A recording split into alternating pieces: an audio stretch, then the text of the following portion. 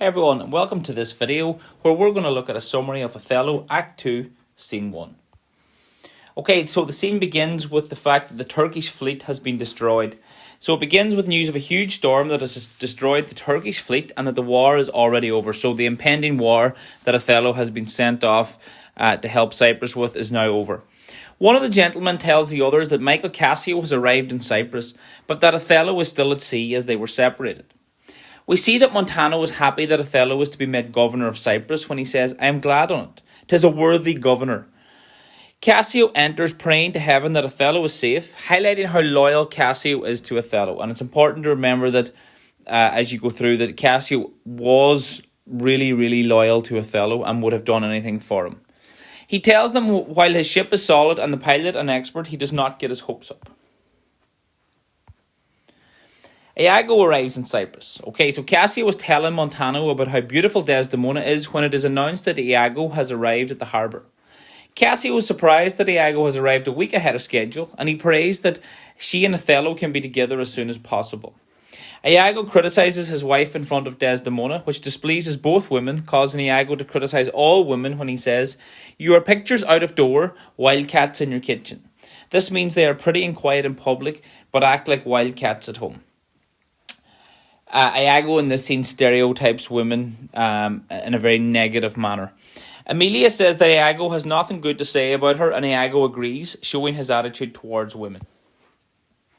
Okay, so we see his negative view of women. He tells Desdemona that if a woman is pretty and smart, she uses her good looks to get what she wants. Desdemona asks if a woman is smart but ugly. How if she be black and witty? Note the use of the term black to signify ugly. So, in this scene, Desdemona actually uses the word black to describe ugly, which is quite telling as we move through the book. Iago responds that if she is smart, she'll find a man to sleep with. Emilia asks what if a woman is stupid but pretty, to which Iago responds, "She never yet was foolish that was fair," meaning pretty girls who are stupid are more attractive to men. Desdemona asks about a woman that's both stupid and ugly, and Iago says it doesn't matter what, they play the same foul pranks which fair and wise ones do. He's basically saying that women are devious here and that they play the same tricks. Okay, so there's a very negative attitude towards women. Okay, he does give his view on a deserving woman. Okay, so he paints a perfect picture of the perfect woman.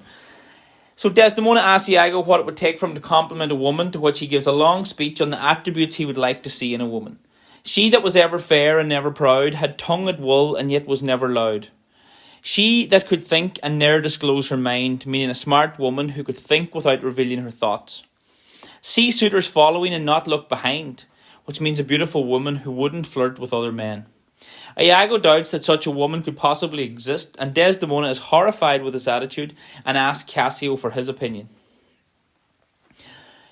Desdemona and Cassio talk. Okay, so Iago has been trying to get them to talk. It's part of his master plan. So now they're talking. So the audience will be waiting on this moment and will be eager to see what happens.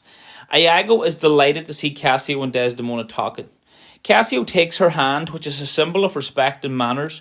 But Iago says that this is a web which will ensnare as great a fly as Cassio. So a great metaphor there that he uses. So his little plan is like a snare. It's like a web of deceit, and he's hoping to catch both Cassio, Othello, and Desdemona. The thing is that they're willing participants. They're walking directly into the trap in which he is setting. In an aside, he tells the audience he will use Cassio's good manners against him. So in his last soliloquy, he told us that he will use Iago or Othello's honesty against him. He's now going to use Cassio's good manners against him. He is hoping these flirtations will lead to Cassio losing his job, which he wants to take from him.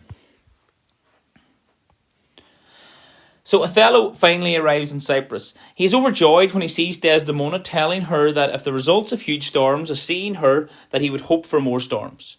"If it were now today, 'twere now to be most happy, for I fear my soul hath her content so absolute that not another comfort like to this succeeds in unknown fate."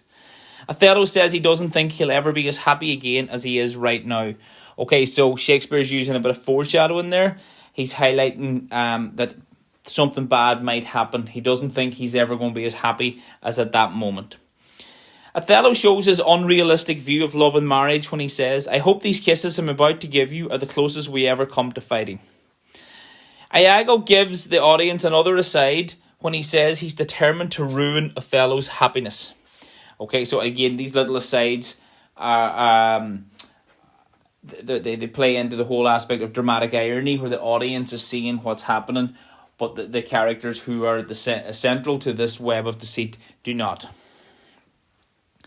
Iago tells Roderigo to meet him at the harbour later that night, and that Desdemona is in love with Cassio. Again, he's lying to Roderigo. He's lying to all the other characters in the text. This shocks Roderigo, but Iago says it is only natural for Desdemona to be fed up looking at Othello. Her eye must be fed, and what delight shall she have to look on the devil? Okay, again, Othello's skin colour is drawing comparisons with the devil here. And basically saying that he's nothing to look at, that her eye needs to be fed with handsome men. Roderigo says that Desdemona is a moral woman, to which Iago replies that she's made from the same flesh and blood as everyone else, meaning he thinks everyone is immoral. Now, the reason that Iago thinks everyone is immoral is because he is so lacking in morals himself. He asked Roderigo if he saw the two of them holding hands, and Roderigo said it wasn't a romantic gesture, but Iago insists that it will end with the two of them in bed together. So Iago has a plan for Cassio. Iago tells Roderigo to go to the harbour that night where Cassio was on duty and to insult him by questioning his military skills. Okay, here is where we see how people can be so easily manipulated, or vanity. In Cassio's case, his military skills, if they're questioned, he may strike out. Okay, and here you get to see how easy it is to taunt people. It's easy to get people to lose their temper and to do what you want them to do. Iago wants Cassio to react and happily may strike at you. Iago wants him to strike Roderigo so he can turn the people of Cyprus against him, and that will get him fired. He tells Roderigo he must do this to get Cassio out of the way, which will be better for him. Okay, we have another soliloquy from Iago. He tells us he really believes that Cassio is in love with Desdemona before admitting he is also in love with her simply because he believes that Othello slept with his wife. Now, this view of love here, not in the conventional sense. I think it's more, again, objectifying women and seeing them as possessions. So if he thinks that Othello has slept with his wife, that he thinks he must sleep with Desdemona as payback. I'm not sure it means love, as in that he's madly in love with her. Till I am evened with him wife for wife.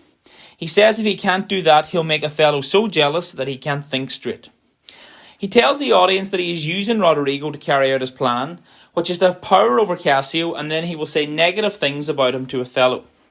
He says that Othello will thank me, love me, and reward me, even though Iago is against him. He says you can never see the conclusion of an evil plan until the moment comes. So he is right, because Othello will thank him, Othello will love him and reward him. Othello will reward him for plotting against him because he doesn't see what is happening right in front of his eyes. He is blind to the obvious.